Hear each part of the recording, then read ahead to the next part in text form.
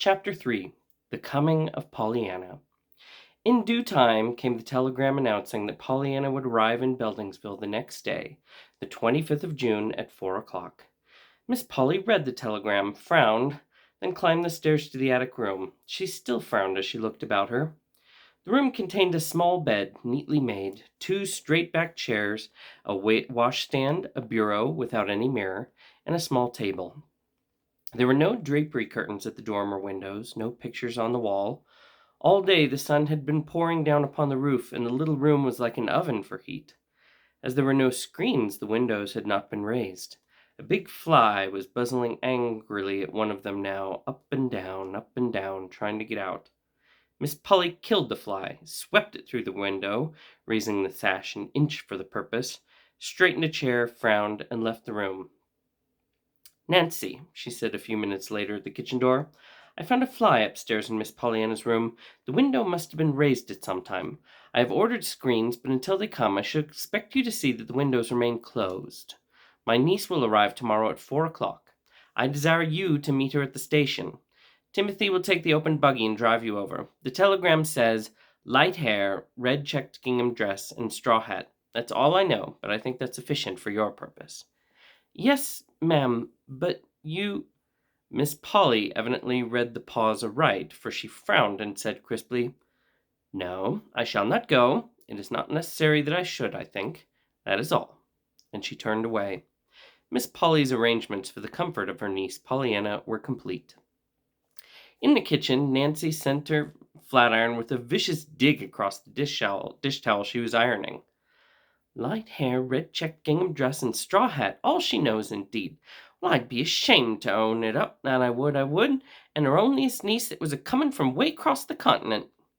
Promptly at 20 minutes to 4 the next afternoon, Timothy and Nancy drove off in the open buggy to meet the expected guests. Timothy was old Tom's son. It was sometimes said in the town that old Tom was Miss Polly's right-hand man, Timothy was her left. Timothy was a good-natured youth, and a good-looking one as well. Short as had been Nancy's stay at the house, the two were already good friends. Today, however, Nancy was too full of her mission to be her usual talkative self, and almost in silence she took the drive to the station and alighted to wait for the train. Over and over in her mind she was saying it. Light hair, red checked dress, straw hat.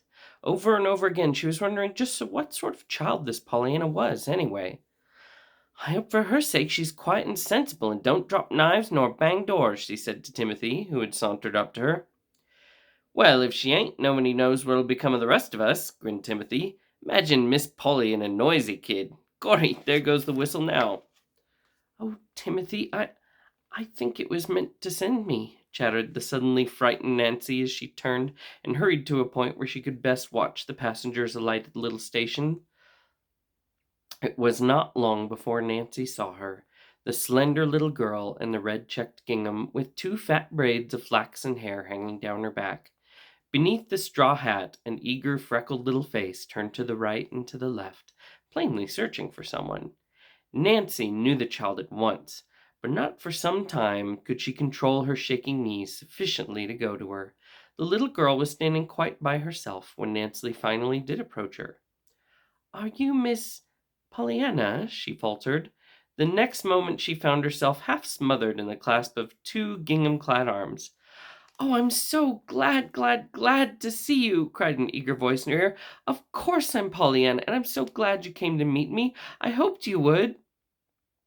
You did?" stammered Nancy, vaguely wondering how Pollyanna could possibly have known about her and wanted her. You did," she repeated, trying to straighten her hat. "Oh, yes, I've been wondering all the day here what you looked like," cried the little girl, dancing on her toes and sweeping the embarrassed Nancy from head to foot with her eyes. "And now I know, and I'm glad you look just like you do look." Nancy was relieved just then to have Timothy come up. Pollyanna's words had been most confusing.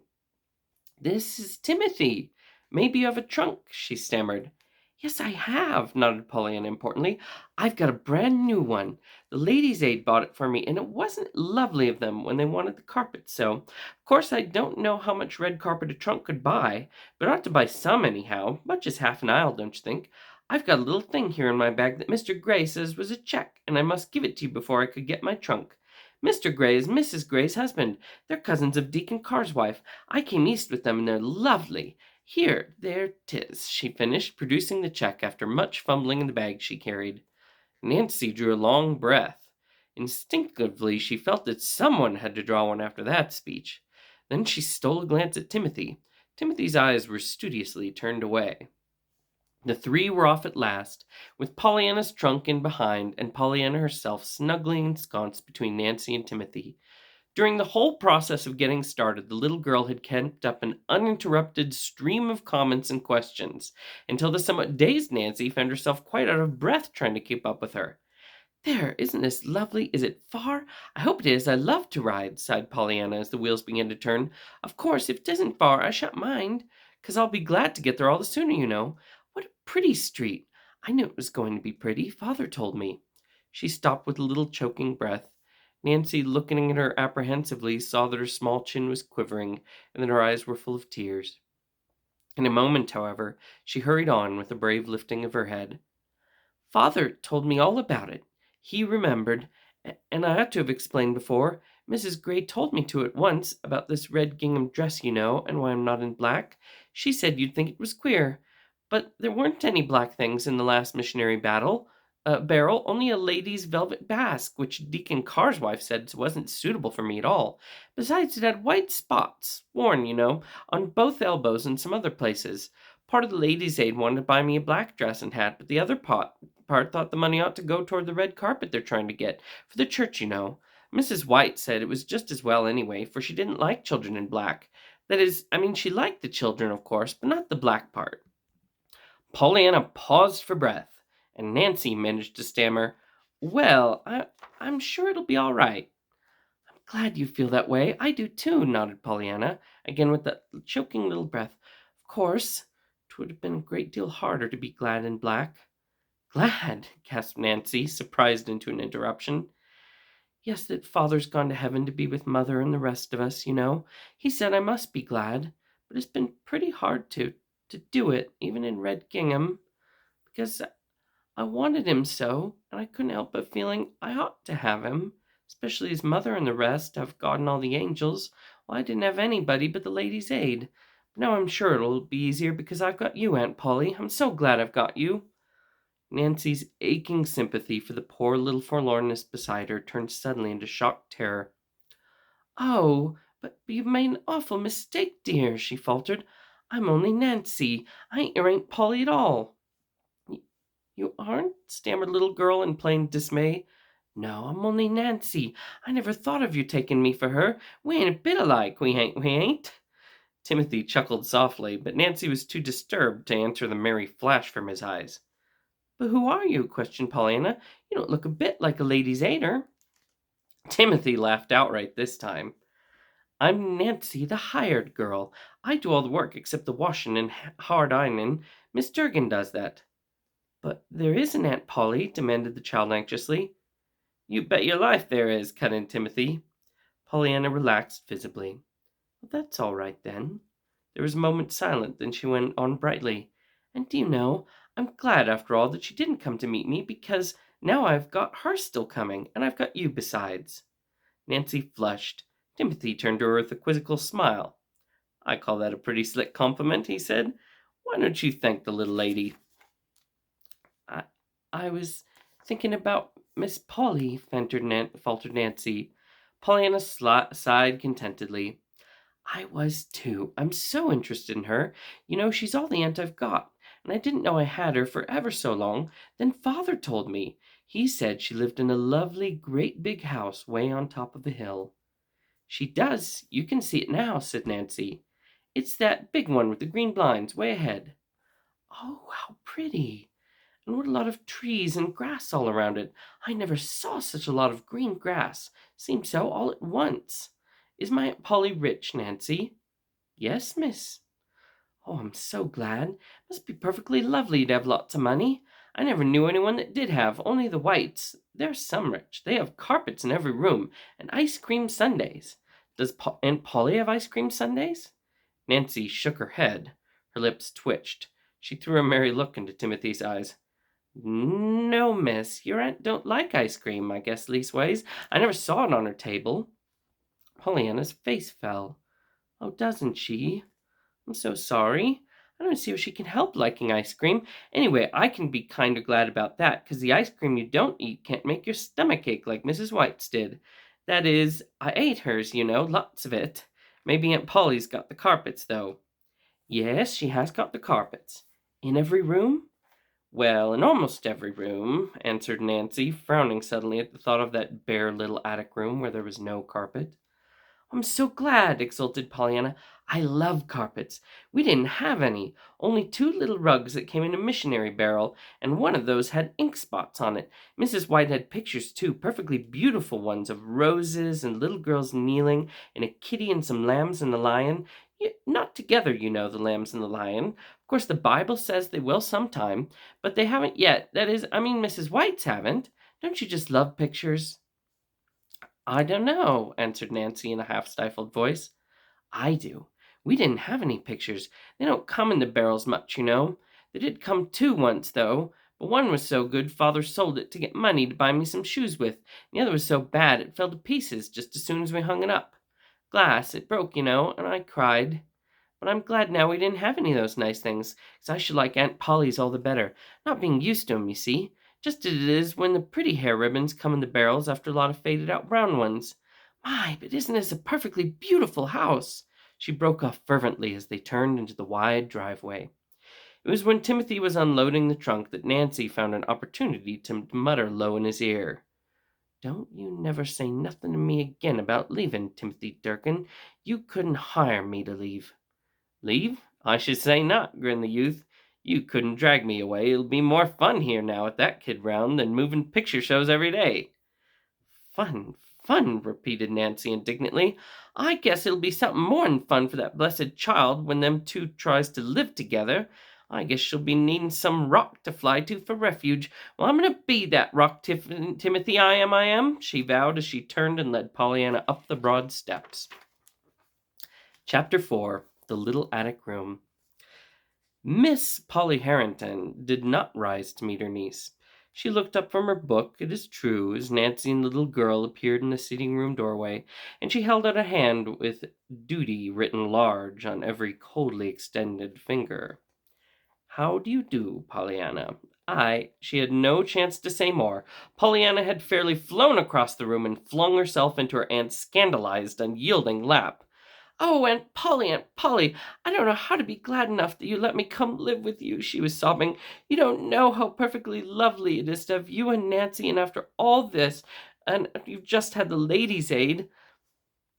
Very likely, though I've not had the pleasure of the ladies' aid acquaintance, rejoined Miss Polly stiffly, trying to unclasp the small clinging fingers and turning frowning eyes on Nancy in the doorway. Nancy, that will do. You may go. Pollyanna, be good enough, please, to stand erect in a proper manner. I don't know yet what you look like. Pollyanna drew back at once, laughing a little hysterically. No, I suppose you don't. But you see, I'm not very much to look at, anyway, on account of the freckles. Oh, and I ought to explain about the red gingham and the black velvet basque with white spots in the elbow. I told Nancy how father said— Yes, well, never mind now what your father said, interrupted Miss Polly crisply. You had a trunk, I presume? Oh, yes, indeed, Aunt Polly. It's got a beautiful trunk that the ladies' aid gave me. I haven't got very much in it, of my own, I mean. The barrels haven't had many clothes for little girls in them lately, but they were all father's books, and Mrs. White said I ought to have those. You see, father— Pollyanna, interrupted her aunt again sharply, there is one thing that might just be as well understood right away at once, and that is, I do not care to have you keep talking of your father to me. The little girl drew in her breath tremulously. Why, Aunt Polly, you mean— She hesitated, and her aunt filled the pause. We will go upstairs to your room. Your trunk is already there, I presume. I told Timothy to take it up, if you had one. You may follow me, Pollyanna. Without speaking, Pollyanna turned and followed her aunt from the room. Her eyes were brimming with tears, but her chin was bravely high. After all, I reckon I'm glad she doesn't want me to talk about father, Pollyanna was thinking. It'll be easier, maybe, if I don't talk about him. Probably, anyhow, that's why she told me not to talk about him. And Pollyanna, convinced anew of her aunt's kindness, blinked off the tears, and looked eagerly about her. She was on the stairway now. Just ahead, her aunt's black silk skirt rustled luxuriously. Behind her, an open door allowed a glimpse of soft tinted rugs and satin covered chairs. Beneath her feet, a marvelous carpet was like green moss to the tread. On every side, the gilt of picture frames or the glint of sunlight through the filmy mesh of lace curtains flashed in her eyes. "Oh, Aunt Polly," breathed the little girl rapturously. "What a perfectly lovely, lovely house. I'm awfully glad. How awfully glad you must be. You're so rich." "Pollyanna," ejected her aunt, turning sharply about as she reached the head of the stairs. "I'm surprised at you making a speech like that to me." "Why, Aunt Polly, aren't you?" queried Pollyanna in frank wonder. "Certainly not, Pollyanna. I hope I could not so far forget myself as to be sinfully proud of any gift the Lord has seen fit to bestow upon me," declared the lady. "Certainly not of riches." Miss Polly turned and walked down the hall toward the attic stairway door. She was glad now she'd put the child in the attic room. Her idea at first had been to get her niece as far away as possible from herself, and at the same time place her where childish heedlessness would not destroy valuable furnishings. Now, with this evident strain of vanity showing thus early, it was all the more fortunate that the room planned for her was plain and sensible, thought Miss Polly. Eagerly, Pollyanna's small feet pattered behind her aunt. Still more eagerly, her big blue eyes tried to look in all directions at once, so that no thing of beauty or interest in this wonderful house might be passed unseen. Most eagerly of all, her mind turned to the wondrously exciting problem about to be solved. Behind which of these fascinating doors was waiting now her room, the dear, beautiful room, full of curtains, rugs, and pictures, that was to be her very own. Then abruptly her aunt opened a door and ascended another stairway. There was little to be seen here. A bare wall rose on either side. At the top of the stair, wide reaches of shadowy space led to far corners, where the roof came down to the floor, and where were stacked innumerable trunks and boxes. It was hot and stifling, too. Unconsciously, Pollyanna lifted her head higher. It seemed so hard to breathe. Then she saw that her aunt had thrown open a door at the right. "There, Pollyanna. Here is your room, and your trunk is here, I see. Have you your key?" Pollyanna nodded dumbly. Her eyes were a little wide and frightened. Her aunt frowned. "When I ask a question, Pollyanna, I prefer that you answer aloud, not merely with your head." "Yes, Aunt Polly." "Thank you. That is better. I believe you have everything that you need here," she added, glancing at the well-filled towel rack and water pitcher. "I will send Nancy up to help you unpack. Supper is at 6 o'clock," she finished, as she left the room and swept downstairs. For a moment after she had gone, Pollyanna stood quite still, looking after her. Then she turned her wide eyes to the bare wall, the bare floor, the bare windows. She turned them last to the little trunk that had stood not so long before in her own little room in the faraway western home. The next moment she stumbled blindly toward it and fell on her knees at its side, covering her face with her hands. Nancy found her there when she came up a few minutes later. "There, there, you poor lamb," she crooned, dropping to the floor and drawing the little girl into her arms. "I was just a-fearing I'd find you like this, like this." Pollyanna shook her head. "But I'm bad and wicked, Nancy, awful wicked," she sobbed. "I just can't make myself understand that God and the angels needed my father more than I did." "No more they did neither," declared Nancy stoutly. "Oh, Nancy!" The burning horror in Pollyanna's eyes dried the tears. Nancy gave a shamefaced smile and rubbed her own eyes vigorously. "There, there, child. I didn't mean it, of course," she cried briskly. "Come, let's have your key, and we'll get inside this trunk and take out your dresses in no time, no time." Somewhat tearfully, Pollyanna produced the key. "There aren't very many in there, anyway," she faltered. "Then they're all the sooner unpacked," declared Nancy. Pollyanna gave a sudden radiant smile. "That's so. I can be glad of that, can't I?" she cried. Nancy stared. Why, of course," she answered a little uncertainly.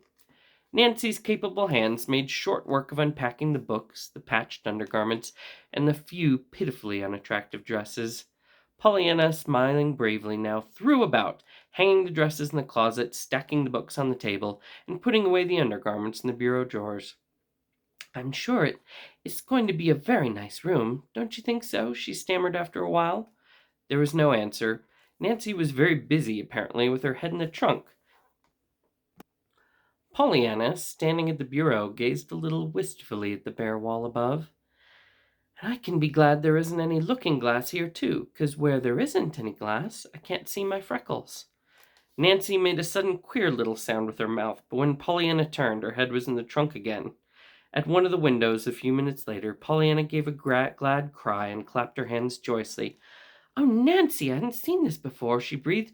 "Look, way off there, with those trees and the houses and that lovely church spire, and the river shining just like silver.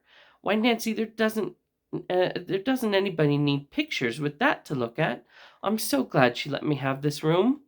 To Pollyanna's surprise and dismay, Nancy burst into tears. Pollyanna hurriedly crossed to her side. "Nancy, Nancy, what is it?" she cried. Then fearfully, "This wasn't your room, was it?" "My room!" stormed Nancy hotly, choking back the tears. "If you ain't an angel straight from heaven, if some folks don't eat dirt before, oh land, that's her bell."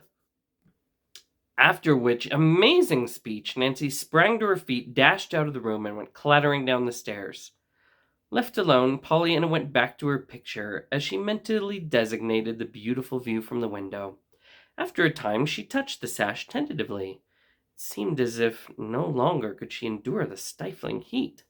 To her joy, the sash moved under her fingers. The next moment, the window was wide open, and Pollyanna was leaning out, drinking in the fresh, sweet air. She ran then to the other window. That too soon flew up under her eager hands. A big fly swept past her nose and buzzed noisily about the room. Then came another and another, but Pollyanna paid no heed. Pollyanna made such a wonderful discovery. Against this window, a huge tree flung great branches. To Pollyanna, they looked like arms outstretched, inviting her. Suddenly, she laughed aloud. "I believe I can do it," she chuckled. The next moment she had climbed nimbly to the window ledge. From there it was an easy matter to step to the nearest tree branch. Then, clinging like a monkey, she swung herself from limb to limb until the lowest branch was reached. The drop to the ground was, even for Pollyanna, who was used to climbing trees, a little fearsome. She took it, however, with bated breath, swinging from her strong little arms and landing on all fours in the soft grass. And then she picked herself up and looked eagerly about her. She was at the back of the house. Before her lay a garden in which a bent old man was working. Beyond the garden, a little path through an open field led up a steep hill, at the top of which a lone pine stood on guard beside a huge rock. To Pollyanna, at the moment, there seemed to be just one place in the world worth being in: the top of that big rock. With a run and a skillful turn, Pollyanna skipped by the bent old man, threaded her way through the orderly rows of green growing things, and a little out of breath reached the path that ran through the open field. Then determinedly she began to climb. Already, however, she was thinking what a long, long way off that rock must be, when back at the window it had looked so near. 15 minutes later, the great clock in the hall of the Harrington homestead struck 6. At precisely the last stroke, Nancy sounded the bell for supper. 1, 2, 3 minutes passed. Miss Polly frowned and tapped the floor with her slipper. A little jerkily, she rose to her feet, went into the hall, and looked upstairs, plainly impatiently. For a minute she listened intently. Then she turned and swept into the dining room. "Nancy," she said with decision, as soon as the little serving maid appeared, "my niece is late. No, you need not call her," she added severely, as Nancy made a move toward the hall door. "I told her what time supper was, and now she will have to suffer the consequences. She may as well begin at once to learn to be punctual. When she comes down, she may have bread and milk in the kitchen." "Yes, ma'am." It was well, perhaps, that Miss Polly did not happen to be looking at Nancy's face just then. At the earliest possible moment after supper, Nancy crept up the back stairs and thence to the attic room. Bread and milk, indeed, and the poor lamb had only just cried herself to sleep, she was muttering fiercely as she softly pushed open the door. The next moment she gave a frightened cry. "Where are you? Where have you gone? Where have you gone?" she panted, looking in the closet, under the bed, even in the trunk and down the water pitcher. Then she flew downstairs and out told Tom in the garden. Mr. Tom, that blessed child's gone," she wailed. "She's vanished right up to heaven where she come from, poor lamb, and she told to give her bread and milk in the kitchen, or what's eating angel food this minute, I'll warrant. The old man straightened up. "Gone? Heaven?" he repeated stupidly, unconsciously sweeping the brilliant sunset sky with his gaze. He stopped, stared a moment intently, then turned with a slow grin. "Well, Nancy, it do look like as if she tried to get as nigh to heaven as she could, and that's a fact," he agreed, pointing with a crooked finger up to where, sharply outlined against the reddening sky, a slender, wind-blown figure was poised on top of a huge rock. "Well, she ain't going to heaven tonight, not if I has my say," declared Nancy doggedly. "If the mistress acts, tell her I ain't forgetting the dishes, but I gone on a stroll." She flung back over her shoulder as she sped toward the path that led through the open field. End of part 2. We'll see you next time.